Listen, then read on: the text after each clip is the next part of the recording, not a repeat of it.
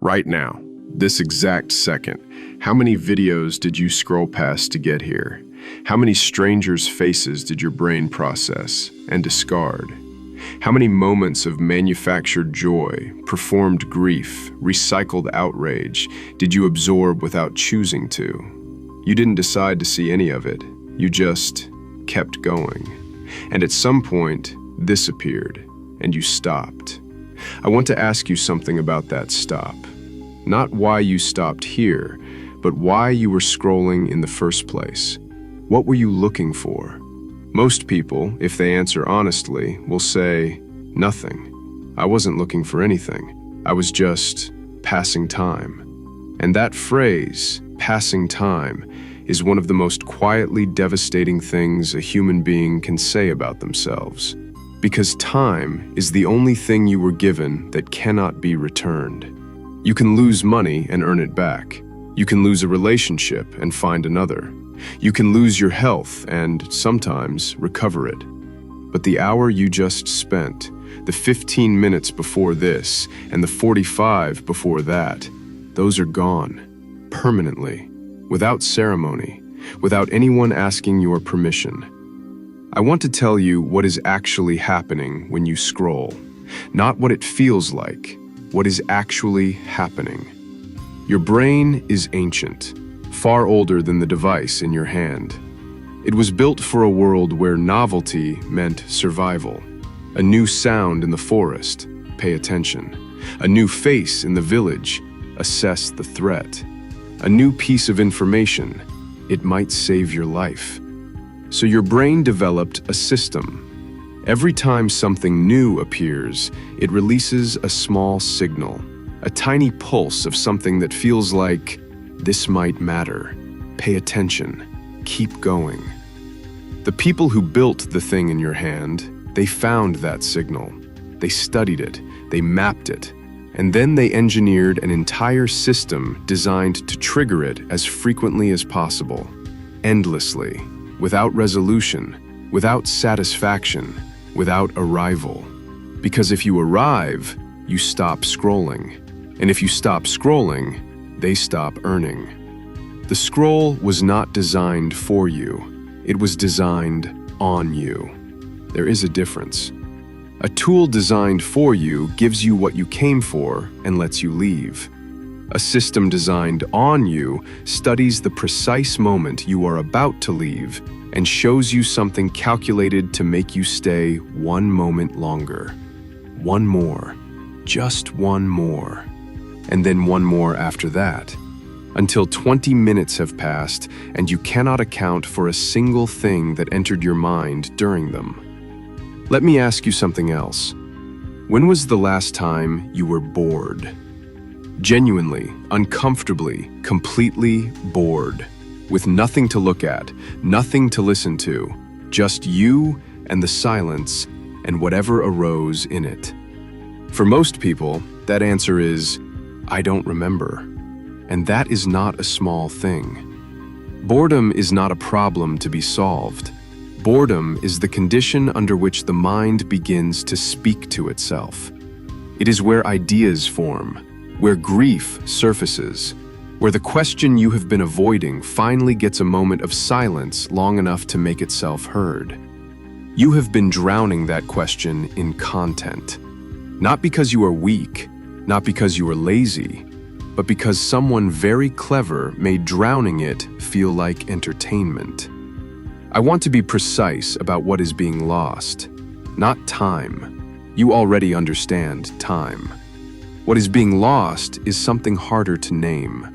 There is a version of you that exists in the quiet, that thinks in full sentences, that feels things to their conclusion rather than interrupting them with the next piece of stimulation. That version of you has something to say, has something to create, has questions worth sitting with for longer than 3 seconds. But that version requires something the scroll was specifically designed to eliminate: patience. The willingness to stay with a single thought long enough for it to become something.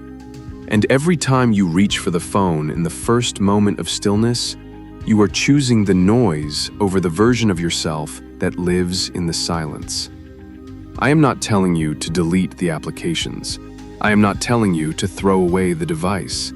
I am not going to give you a 5-step system or a 30-day challenge or a morning routine that fixes everything. Because the problem is not the technology. The problem is what you are using the technology to avoid. And only you know what that is. The uncomfortable feeling you scroll away from the moment it appears, what is it? The thought that arrives in the silence before you fill it. What does it say? The version of yourself you haven't become yet. What does it look like? Those questions have answers. They have always had answers.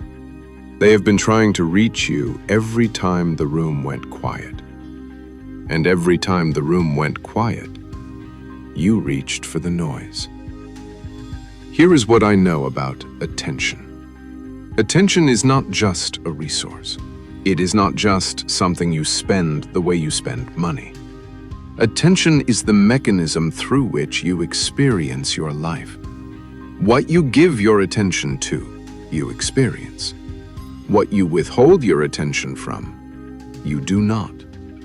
It is that simple, and that total. A life is not made of years. A life is made of moments of attention, strung together, each one a choice, conscious or not, about what is real to you. When you hand your attention to an endless sequence of images chosen by an algorithm, you are not resting. You are not being entertained. You are outsourcing the experience of your life to a system that does not know you exist, except as a data point to be retained. I want you to try something. Not now. After this.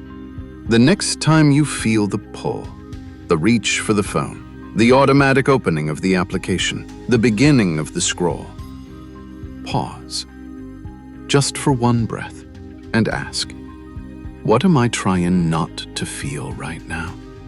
Not what do I want to see. What am I trying not to feel? Because that is almost always the answer. Not boredom, not curiosity, not the desire for connection. Something underneath all of those. Something that has been trying to surface for longer than you might want to admit. And if you can sit with that feeling, even for 30 seconds, without reaching for the noise, you will have done something that the system in your hand was specifically designed to prevent you from doing. You will have chosen yourself over the algorithm. The trap is not the device. The trap is the belief that what is on the other side of the scroll is more interesting than what is on the other side of the silence. It never is. The most interesting thing in any room is the mind of the person sitting in it. When that mind is finally given enough quiet to show you what it contains. You have not seen what your mind contains. Not fully, not recently, because you have not given it the silence it needs to show you. The people who built this trap are not evil. They are simply very good at understanding what human beings run from. And they built a beautiful, infinite corridor to run through. The exit is not hidden. It has always been visible. It is the moment you put down what you are holding, not because someone told you to, but because you remembered that there is something waiting in the silence that no feed has ever been able to give you. Yourself, undistracted, unperformed, uncurated, just present, in a room, with everything you actually are. That is where the interesting things live. That is where you live.